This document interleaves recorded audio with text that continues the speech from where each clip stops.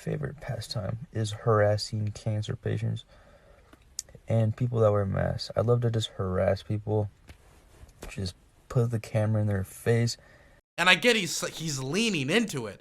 But then when he basically admits in like a Twitter video later that actually it was all for real, I actually did go out there and basically harass cancer patients. Of course, he doesn't say I harass cancer patients. He basically claims that the cancer patients harassed him by him going into a store for cancer patients. As we all know, we just had MLK Day. Wonderful holiday. And one of our favorite commentators, Ethan Schmidt, has decided to comment on Martin Luther King Day. Multiple news articles saying I love to harass cancer patients. ABC 15 Arizona saying I love to harass cancer patients. Let me tell you where this conspiracy theory started. It all started one day when I was hunting mask Nazis. Mask Nazis, okay, wonderful. Come across this wig store, Sonny's Hair and Wig. I walk in, and the first thing they say to me is, "Sir, do you have a mask?" And I politely say, "No, I don't have a mask. I have a medical and religious exemption from mask wearing." Wow, it's really convenient that not only his medical condition stops him from wearing a mask, but also his religious teaching stop him from wearing a mask, and that also all of that just so happens to correlate directly with his political beliefs as well. That's very convenient. That's crazy. And the cancer patient or the cancer store goes and they harass me for not wearing a mask. They harass me. I don't harass them. I don't harass. To be clear, you go into a store for cancer patients then, and you say, I'm in a store for cancer patients where, you know, people going in there might have different forms of cancer, like lung cancer, for example. And they're like, hey, please wear a mask. And he's saying that them telling him while he's in their business's premises to wear a mask. And he's saying that's them harassing him. That be clear, that's the painting he's painting right now. That's the picture he's painting. Cancer patients, actually, they harass me. Cancer patients harass me, and they. Cancer patients harass me. We need to stop the new nemesis. It used to be the mask Nazis and the Dr. Fauci's. The new enemy is the cancer patients. They weren't even cancer patients. It was this. I couldn't imagine saying that I'm a victim of cancer patients. I couldn't imagine putting those words together and thinking I should be taken seriously. Carnival Creation, thanks for the Prime Gaming. 7 months with CIA Agent Burns. I almost don't know. Bad meme. Bad meme. Ninja meme is bad meme. The store employees. But Martin Luther King Jr. is on my side. He would be proud of me exposing Sonny's hair and wig. And Dr. Martin Luther King would take my side against the cancer patients. Dr. King would take this man's side who just said that people just called these people, these employees, mask Nazis, right? You know, the Nazis, the Holocaust, something that Dr. King hated a whole lot. Huge friend of the Jewish community, by the way. He would be on the side of the man who basically is admitting to picking a fight with cancer patients. He would take his side. Dr. King, the pastor. You know, I feel that that's a slight stretch.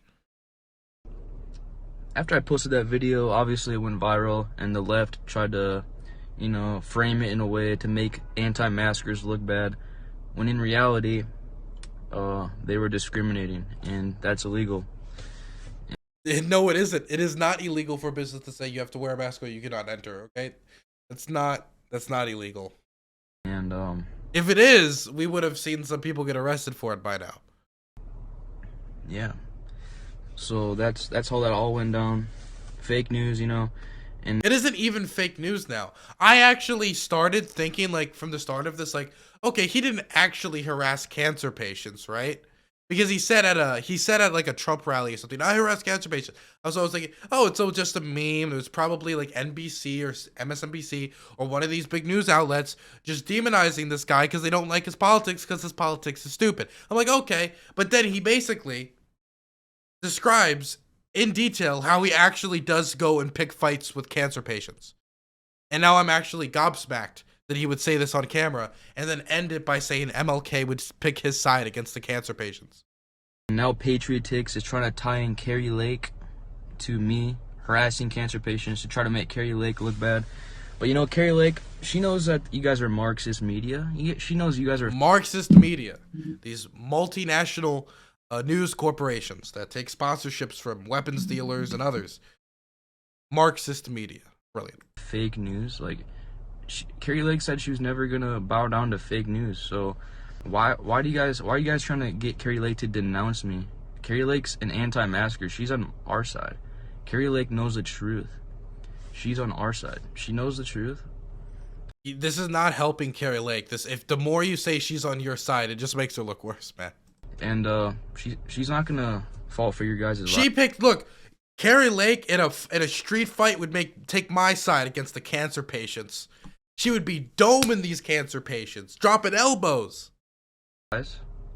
And the people that see through the lies are the people we want on our side. We don't care about the people that can't see through the lie, you know? Hopefully they wake up, but if they want to... Yeah, in fact, some of the cancer patients were blind.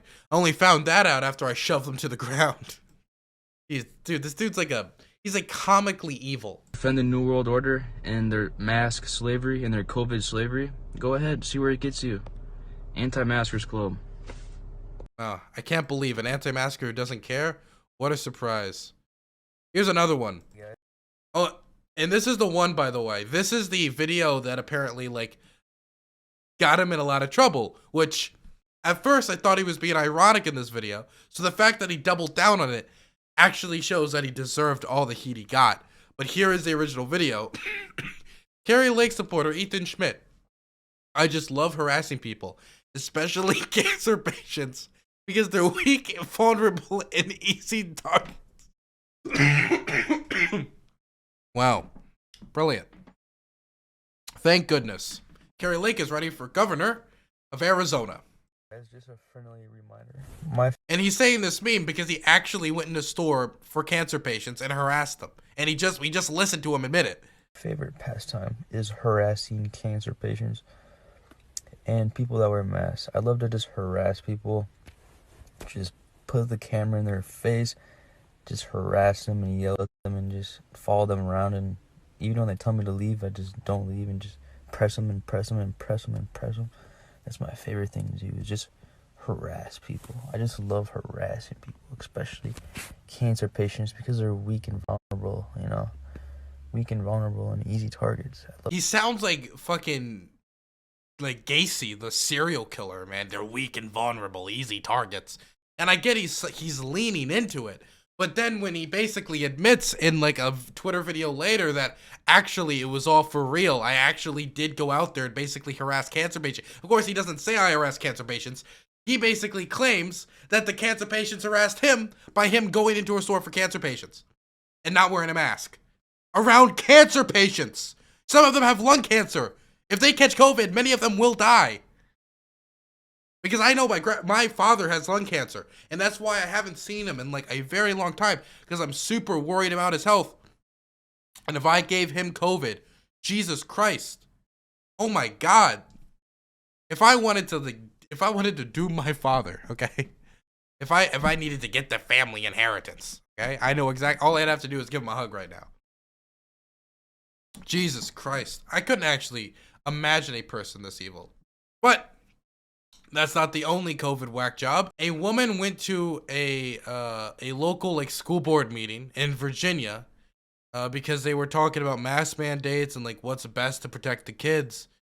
And she reacted, as all rational people do, by threatening to bring a firearm, a loaded gun, if they bring about mask mandates.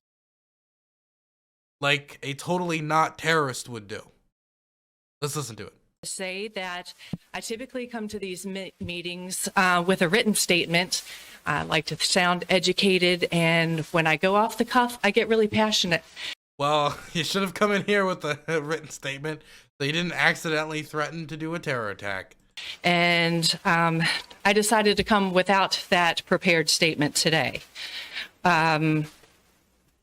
Interestingly enough, We went along with the last governor's mandate. The executive order seemed to be awesome, just applauded by everyone here on the board, and that is the path that we took. Obviously, people got riled up because Northam did, pardon? Oh, okay. Because Northam refused to acknowledge parents' rights. Hello. And maybe something to do with the Loudoun County rape that was covered up because they were concerned, they were not concerned about boys using the girls' bathroom. That's not why that happened. It has nothing to do with what she just brought up. However, I still fight for transparency. I still think that you need to honor the wishes of parents. And as I emailed on Tuesday, we need to think as a collective county. We don't need to worry about what Richmond has to say. And there's a lot of science. There's a lot of good science. The mask protects the person that's wearing it. That's 3 minutes. Mm-hmm. All right. No mask mandates. My children will not come to school on Monday with a mask on. All right. That's not happening. And I guess you got to take your kids out of school then and start homeschooling. I don't know what else. What else you gonna have happen here? I will bring every single gun loaded and ready to. I will call every. Okay, that's 3 minutes. Yo, that just straight up sounds like a terror threat. She just straight up just like, that's a terror threat. You come past your time. It's a policy. Now this woman's saving her right now from making a fucking terror threat. Like, hey, you passed your time. You sure I'm gonna keep talking? Thank you. Mm-hmm. I'll see y'all on Monday. I'm gonna be honest. Her saying this Happening. And I will bring every single gun loaded and ready to. I will call every. Okay, that's 3 minutes. and then saying, I'll see y'all on Monday. Mondays, I would be extra alert Monday. I would unironically send the cops to her house. Because this sounds like she's going to do something Monday. It does. I mean, there's a big chance she isn't, right? But this sounds like a don't come to school tomorrow moment. That literally just sounds like a don't come to school tomorrow moment. How could you be so unbelievably angry about a piece of cloth being mandated be over your child's face at school to the point you're willing to make basically veiled terror threats to your local school board? How could you be so delusional that you think that this is appropriate and you don't just look like a terrorist? Somebody just said, yeah, the gun comment was a bit cringe. Now, it was really cringe when you threatened to do that terror attack. It was pretty cringe when you said you were going to bring all your guns loaded to school. I don't think it's a little bit cringe, you know? I think it's a little bit more than being a tiny bit cringe, you know? A little bit more than a heated gamer moment, as they would say. I would say it's a little bit more than that.